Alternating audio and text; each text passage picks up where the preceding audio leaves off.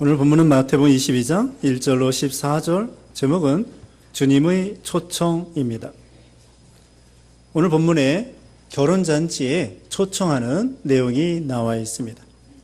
그래서 제목이 주님의 초청. 주님께서 우리에게 복음으로 예수 믿어 구원받으라고 초청을 하셨습니다.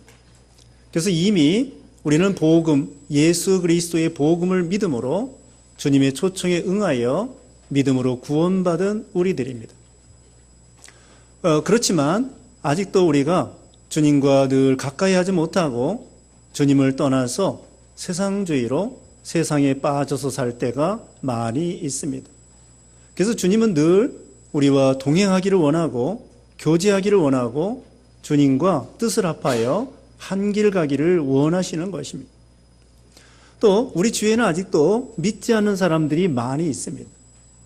우리 한국에도 믿는 사람보다는 안 믿는 사람들이 더 많지요. 그러므로 오늘 본문을 통하여 우리 하나님께서는 우리들이 하나님의 종들로서 우리 주위에 믿지 않는 사람들을 초청하여 하나님의 교회를 채우라, 초청하라, 이렇게 말씀을 비유를 통하여 권면해 주시는 것입니다.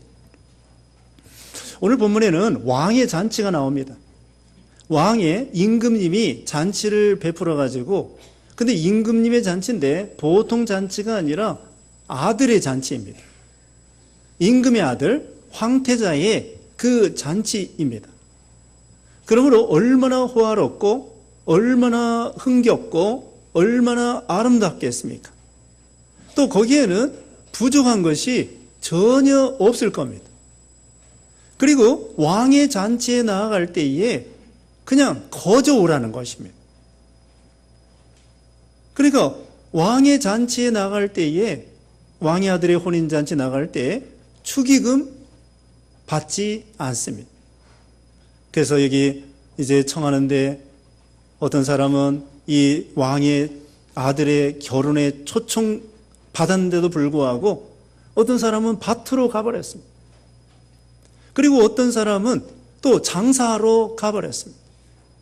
또 누가복음 14장에 보면 어떤 사람은 장가가느라고 이 왕의 아들의 결혼잔치의 초청에 응하지 못하고 있었습니다. 그래서 할 수 없이 왕이 종들을 시켜가지고 사거리, 네거리, 병든 사람, 가난한 사람, 너 악한 사람, 선한 사람 다 데려다가 내 집을 채우라 그랬던 것입니다. 자, 이 신약이 이 하나님의 나라인데요. 여기 2절 말씀에 하늘나라는 자기 아들을 위하여 결혼잔치를 베푼 어떤 왕과 같다. 그가 자기 종들을 보내어 결혼잔치에 초대받은 자들을 불러오게 하였으나 그들이 오려고 하지 않았다. 그가 다시 다른 종들을 보내며 말하기를, 초대받은 자들에게 가서 말하기를, 내가 잔치를 다 준비하였는데 내 황소와 살진 짐승을 잡아서 모든 것이 준비되었으니 결혼잔치에 오라고 하여라 하였으나. 자, 이 왕의 잔치, 아들의 잔치, 결혼잔치입니다. 잔치 중에서도 제일 흥겨운 잔치가 무슨 잔치겠습니까? 결혼잔치. 그래서 예수님이 이 이적을 베푸실 때요, 첫 번째로 기적, 이적을 베푼 것이 요한복음 2장에 보면은 가나 혼인잔치에서 예수님이 물을 가지고 포도주로 변화시킨 내용이 나와 있어요. 예수님의 친척이 결혼을 했던 모양이에요. 예수님이 첫 번째 이적을 베푸신 장소가 결혼잔치란 말입니다. 세상에서 돌잔치도 있고 회갑잔치, 진갑잔치, 뭐 여러 가지 잔치가 있지만 그 중에서도 제일 흥겹고 아름답고 그런 잔치가 바로 결혼잔치인데, 바로 이 신약 교회 시대를 가리킵니다. 신약 교회 시대에 이 예수 믿는 것은 잔치집과 같다는 거예요. 그래서 항상 예수 믿는 것은 즐겁고 항상 기뻐하라고 그랬죠. 물론 기뻐하기 어려운 일도 있지만 주 안에서 항상 기뻐할 수 있는, 재미가 있고 행복하고 즐겁고 기쁘고 아름답고 흥겨운 그것이 바로 신약 이 교회 시대라. 이것이 바로 결혼잔치와 같이 아름답고 흥겨운 재미가 있는 그런 복된 잔치라. 그게 교회 생활이에요. 그리고 왕의 아들의 잔치이기 때문에 거기 부족한 것이 없어요. 먹을 거 마실 거, 여기 지금 읽은 것처럼 4절에 황소와 살진 짐승과 모든 걸 다 준비해 놨습니다. 먹을 거, 마실 거, 또 눈으로 보는 거, 왕궁에 가보는 거예요. 왕궁에 가보는 거예요. 옛날에 시골에서 운막에 살던 사람이 그 호화찬란한 그 왕궁에 가보는 거예요. 집 구경하는 것도 재미있죠. 좋은 아파트로 이사 갔다.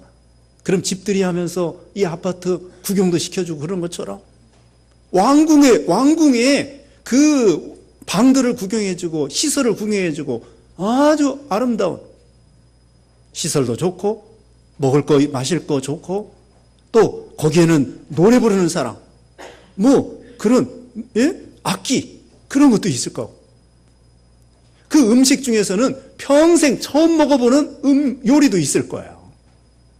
그렇게 이 신약 교회 시대에 예수 믿는다고 하는 것은 풍부하고 부족함이 없고 영광스럽고 아름답고 기쁘고 즐거운 세계라 이거죠.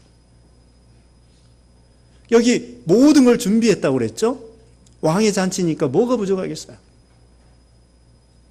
저기 왕의 잔치니까 부족함이 없는데 이것은 뭘 가리키냐면요. 우리 예수님께서 구속을 완성해 놓으셨다는 뜻이에요. 여기 왕은 하나님 아버지를 가리키고 그 아들의 잔치라고 하는 것은 우리 아들, 하나님의 아들은 예수 그리스도를 가리키는데 이 잔치에 아무 부족함이 없도록 그건 예수님께서 십자가에 죽으시고 살아나 주시고 또 이 세상에 오셔서 병 고쳐주시고 말씀 전해주시고 전도하시고 기도하시고 이 모든 이 구속에 대해서 부족함이 없도록 100% 완비가 된 거예요. 완전한 준비. 전혀 부족함이 없습니다.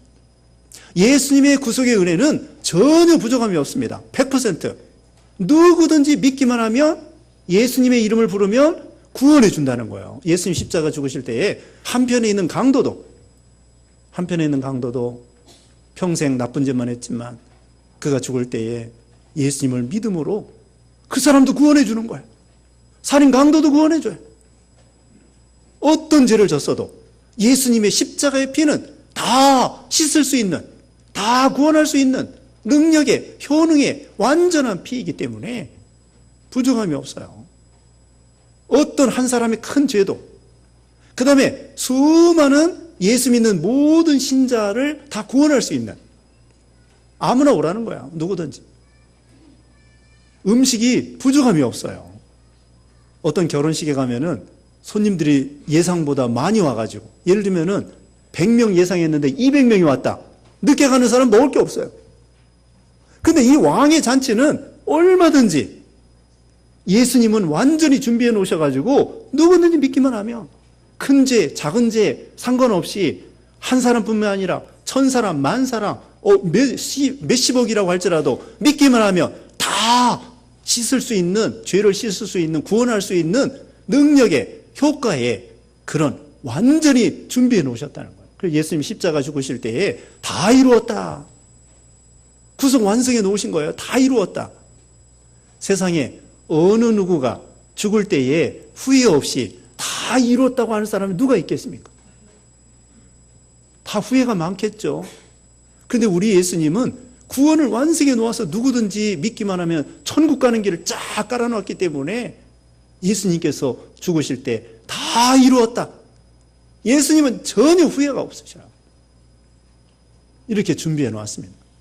그런데요, 안타까운 것은 5절 말씀에 그들은 이마저 무시하고 어떤 이는 자기 밭으로 가고 어떤 이는 장사하러 갔다. 그리고 남은 자들은 그 왕의 종들을 잡아서 모욕하고 죽여버렸다. 아니, 이렇게 왕의 잔치에 초청만 했을 때 가서 참여하는 것이 얼마나 큰 영광입니까? 유명한 사람들이 아무나 여러 번 초청하지 않아요. 결혼식 할 때. 저기 유명한 탤런트들 있잖아요. 결혼할 때. 유명한 사람 결혼할 때, 송혜교 결혼할 때 여러분 초청할 것 같아요. 또 문재인 대통령 아들이 결혼했나 안 했나 모르겠는데 그 대통령 아들이 결혼할 때 여러분 초청할 것 같아요? 자, 그런 유명한 사람, 부자, 높은 사람, 이런 사람들이 우리를 알아가지고 초청해 준다면은 초청해 주는 것만 해도 얼마나 큰 영광입니까? 더군다나 이 왕의 잔치, 이 바로 우리 하나님 아버지께서, 영광스러운 하나님 아버지께서 우리 예수님의 그 잔치에 우리를 초청했다는 거예요. 그런데 무슨 돈 가지고 오라는 게 아니야. 유명한 사람들은요, 돈 많은 사람들은 예를 들면은 자기 아들 결혼할 때 거저 오래요. 또 어떤 사람은 유명한 사람 돌아가셨을 때 조의금도 가져오지 말고 그냥 오래요. 그렇죠? 그거 뭐 받아봤자 괜히 그래서 안 받아요.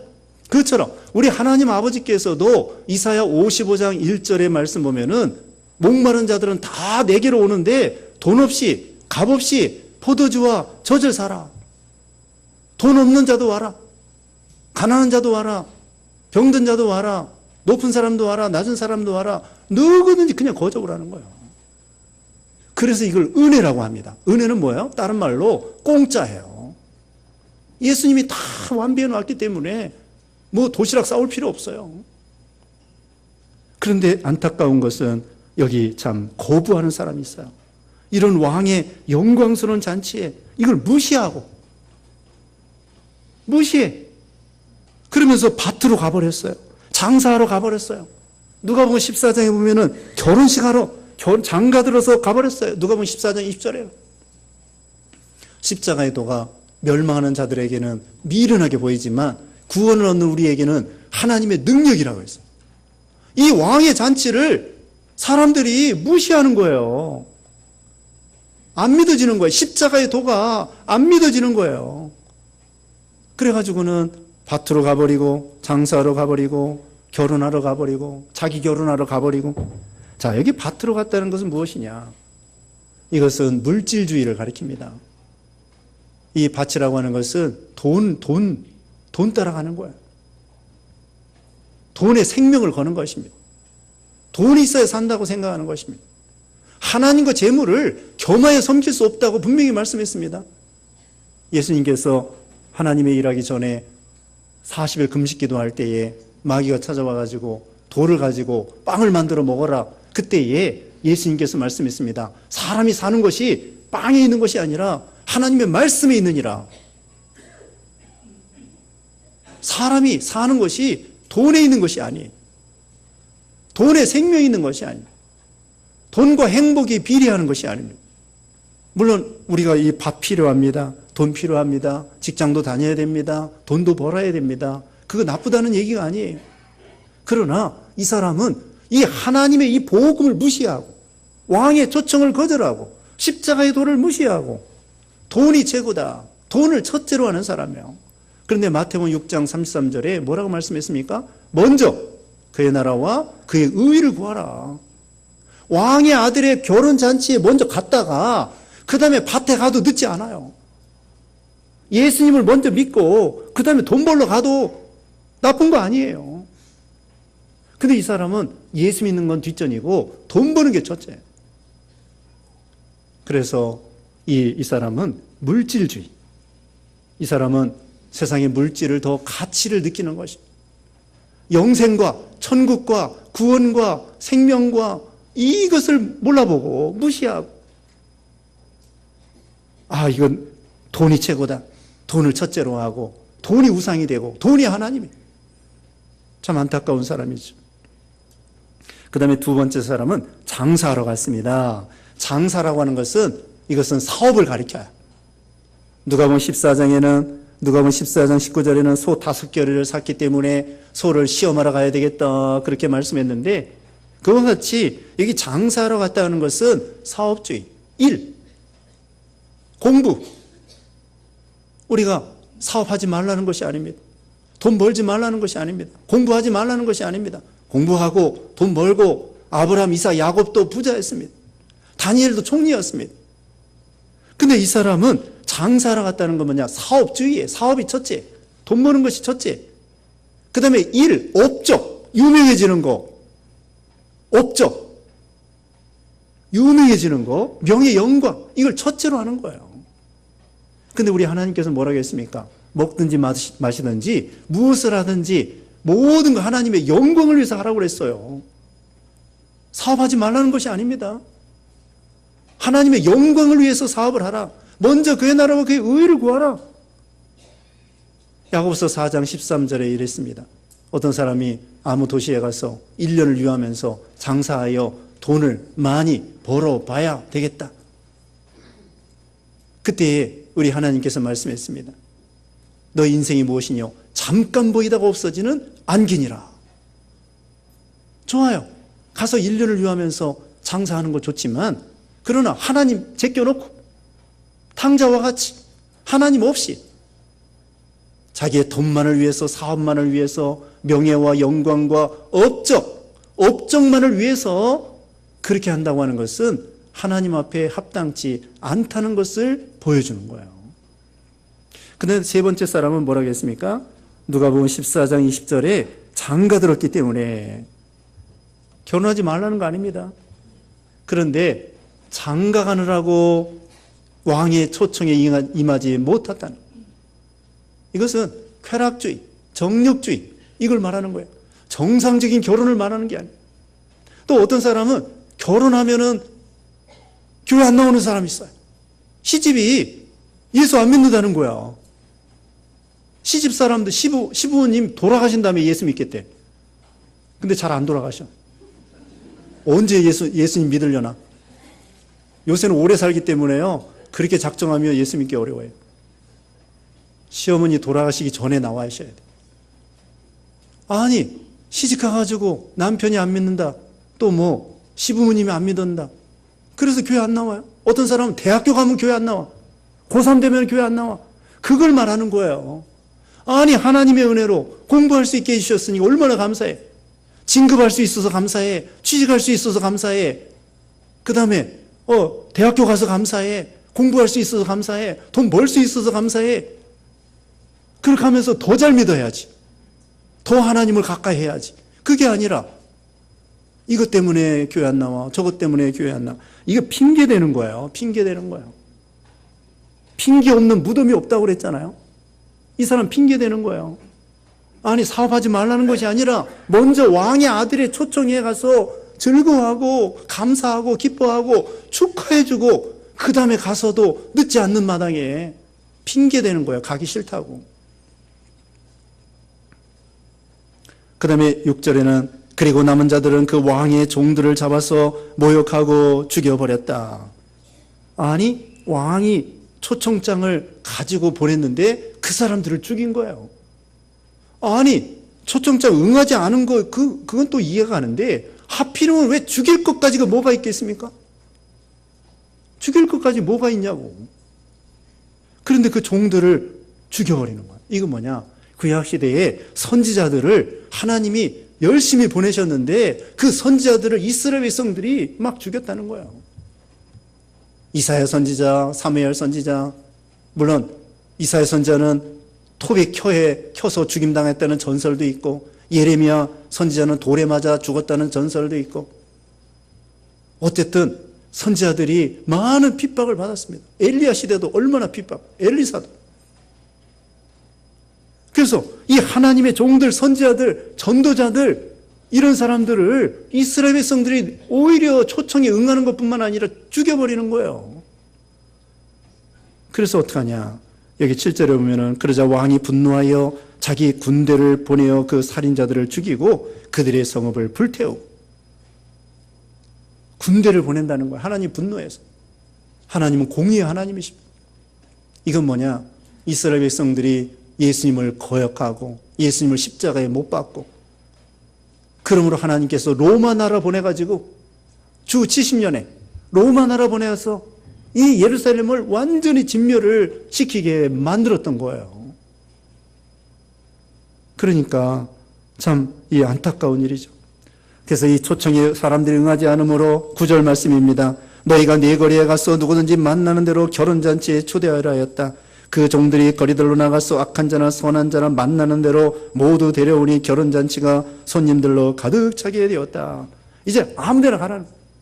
내거리를 가든지 그다음에는 길거리 가든지 산으로 가든지 만나는 사람마다 선한 사람이나 악한 사람이나 누구든지 다 오라는 거예요. 아무나 오라는 거예요. 우리 하나님께서요, 차별이 없습니다. 남자라고, 여자라고, 돈 없다고, 권세 없다고, 능력 없다고, 세상에서 장애자라고, 신분, 우리나라 신분이 없어졌습니다마는 지금도 인도 같은 데는요, 신분이 있대. 그래서 심지어는 불가촉 천민도 있다고 합니다. 그렇게 우리도 조선시대에 신분이 있었잖아요. 우리 하나님은 신분의 차별이 없어요. 예수님께서 아이들에게도 복음 전하시고 여자들에게도 떡 5개 물고기 2마리로 먹이시고 말씀 전해주시고 병 고쳐주시고 복음에는요 차별이 없어요. 양반 상민이 없습니다. 선한 자나 악한 자나 아무나 오라는 거예요. 유식한 사람이나 무식한 사람이나 남녀노소 빈부 귀천 신분의 차별이 없이 하나님은 흑인이라고 백인이라고 상관없어요. 누구든지 선한 사람이나 악한 사람이나 하나님 보실 때는 다 악한 사람이에요. 아무나 오라는 것입니다. 만나는 대로 다 초청을 하라는 것입니다. 그래서 이것은 뭐냐면요, 이방 사람도 구원받을 수 있도록 하나님이 길을 열어주신 거예요. 구약시대에는 이스라엘 중심으로 하나님이 선택했는데 신약시대에는 오늘날 이방 사람, 우리도 이방 사람이에요. 유대인에 비해서. 러시아 사람이나 중국 사람이나 일본 사람이나 인도 사람이나 누구든지 예수 믿기만 하면 다 구원해 주시는 하나님의 초청이죠. 그런데 11절에 왕이 손님들을 보러 들어왔다가 결혼 예복을 입지 않은 한 사람을 보고 그에게 말하기를 친구여 그대는 결혼 예복을 입지 않고서 어떻게 여기에 들어왔는가 하니 그가 아무 말도 못하였다. 그런데 초청에 응한 사람 중에서 어떤 사람이 예복을 입지 않고 들어온 거예요. 그러니까 이 주인이 예복을 입지 않으면 딱 표가 나잖아요. 다른 사람들은 다 두루마기를 입었는데 한 사람은 양복을 입었다. 금방 표가 나잖아요. 이 왕의 잔치에 갈 때에 옷을 갈아입는 거예요. 들어갈 때에 왕이 주는 좋은 옷으로 입고 들어가는 거예요. 근데 어떤 사람은 자기 집에서 빨아가지고 다림질 해가지고 제일 고급의 비싼 옷을 입고 그 왕의 잔치에 갔어요. 다른 사람들은 다 왕이 주는 그런 옷을 입었는데 한 사람만 자기 집에서 제일 비싼 옷, 어떻게 보면 왕이 주는 옷보다도 더 비싸게 생각되는 옷, 그걸 입고 갔어요. 근데 주인이 잔치 자리에 와보니까 탁 표가 나는 거예요. 군대 가면은요, 옷 갈아입어야 돼요. 병원에 가도 옷 갈아입어야 돼요. 그것처럼 우리가 여기 이 왕이 주는 옷이라는 건 뭐냐면요, 예수님의 의의 옷을 가리키는 거예요. 그럼 자기 옷은 뭐냐? 인간의 의를 가리키는 거예요. 이사야 64장 6절에 보면은 인간의 의라고 하는 것은 더러운 옷과 같이 갈아입을 거라고 했거든요. 다시 말하면은 자기의 옷이라고 하는 것은 자기 딴에는 좋은 것 같지만 하나님 보실 때에는 더러운 거예요. 다른 말로 이것입니다. 인간의 의, 인간의 행위, 자기의 도덕, 수양, 자기가 노력한 거, 자기가 율법을 지킨 거, 율법주의. 바리새인들처럼 자기가 행한 거, 노력한 거, 연구한 거, 또 그다음에 지킨 거, 가문, 혈통 이런 거 따지는 거예요. 가문, 혈통, 지식 이런 거 가지고 나오는 거예요. 자기는 도덕적으로 깨끗하다는 거예요. 이런 거 가지고 나오는 거야. 자기가 노력한 거, 자기 딴에는 깨끗하다고 생각하지만 하나님 보실 때에는 더러운 옷이란 말이에요. 인간의 의라고 하는 건 바로 그와 같은 거예요. 이제는 자기 옷을 다 벗어버려야 돼요. 자기의 가문이나 혈통이나 지식이나 외모나 자기가 자랑하던 거, 율법의 그 세칙을 지킨 거, 이런 거 다 벗어버리고 예수님의 완전한 의의 옷을 입는 거예요. 예수 믿는 거예요. 이게 바로 예수님의 의의 옷을 입고 천국에 들어갈 수 있다, 이런 것입니다. 행함으로 구원받지 못합니다. 우리의 선행으로 구원받지 못합니다. 우리가 예수님을 믿음으로 구원받고 그 다음에 물론 하나님의 말씀대로 선을 행해야 되겠죠. 그러나 선행으로 구원받는 것이 아니에요. 여기 예복을 입지 않은 사람은 자기 선행으로 구원받으려고 하다가 하나님 앞에 너는 안 된다, 그렇게 해서 결국은 불 가운데 던지게 되었습니다. 영원한 지옥, 영원한 멸망에 빠지게 되는 것입니다. 이제 결론적으로 말씀드립니다. 여기 지금 9절 이하에 있는 것처럼 이 종들이 네거리, 사거리 아무 데나 다 가가지고는 선한 사람이나 악한 사람이나 다 초청하여 하나님의 집을 채우라고 했습니다. 누가복음에 보면은 누가복음 14장 23절에 이렇게 말씀했죠. 강건하여 데려다가 내 집을 채우라. 강건하여 데려다가 하나님의 집을 채우라고 했습니다. 우리 주위에는 아직도 복음을 모르고 세상에서 무엇을 먹을까, 무엇을 마실까, 무엇을 입을까 하면서 돈이 최고인 줄 알고 세상주의가 최고인 줄 알고 거기에 생명과 행복이 있는 줄 알고 죄 가운데 빠져서 헤매이고 불쌍한 심령들이 많이 있습니다. 그들을 억지로라도 데려다가 예수님을 믿도록 해야 돼요.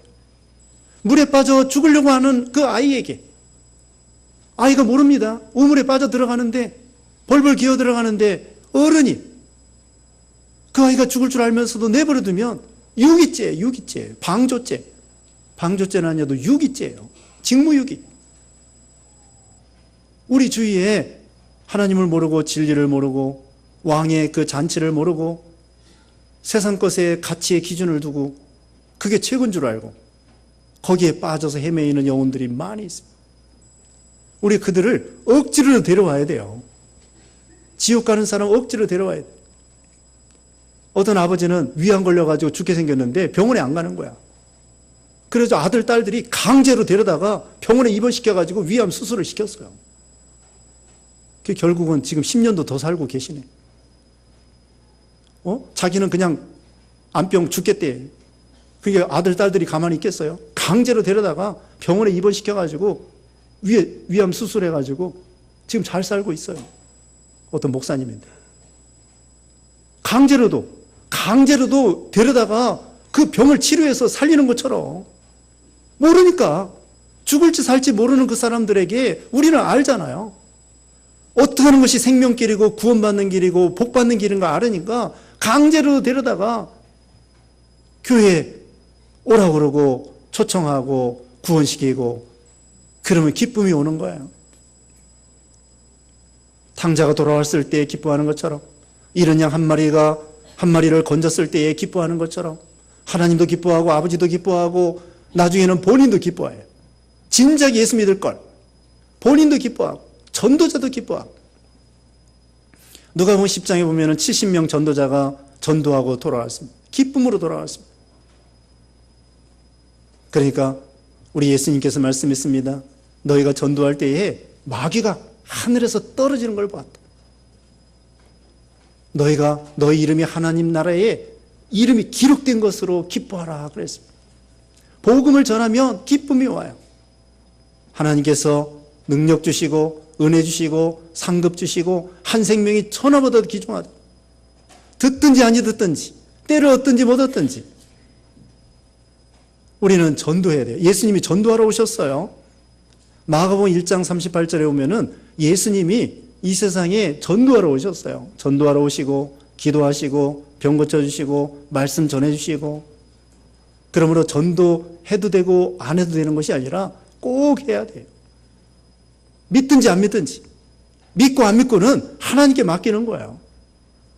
하나님께 맡기고 우리 주위에 친구들이나 이웃들이나 또 동료들이나 만나는 사람들, 그들에게 이 기쁜 좋은 생명의 이 복음의 소식, 잔치집, 이걸 소개해 줘서 우리를 통하여 많은 생명들이 구원받도록, 그럼 하나님께는 영광이요 또 우리에게도 상급과 칭찬이 있다는 거 우리가 기억하고 부지런히 초청하고 초청에 응하고 이런 믿음들 되셔야 되겠습니다. 기도하겠습니다. 거룩하신 하나님 아버지 감사합니다. 우리가 예수 믿어 구원받게 해주신 걸 감사합니다. 이렇게 예수 믿어 잔치집에 참여하고 하나님의 말씀이 풍성하며 은혜가 넘치도록 이 은혜에 참여하게 해주심을 감사합니다. 우리 주위에는 아직도 주님의 초청에 응하지 못하고 세상에 빠져서 육신 중심으로 욕심을 따라 사는 불쌍한 심령들 많이 있는데 우리는 그 사람들에게 복음의 이 빛을 비추어서 그들을 건져내는 사명 잘 감당케 하여 주시옵소서. 그래서 많은 생명을 구원함으로 하나님께는 영광이요 우리에게는 칭찬과 상급이 되도록 은혜와 복으로 함께해 주셨기를 원하옵고 예수님의 이름으로 기도드리옵나이다. 아멘.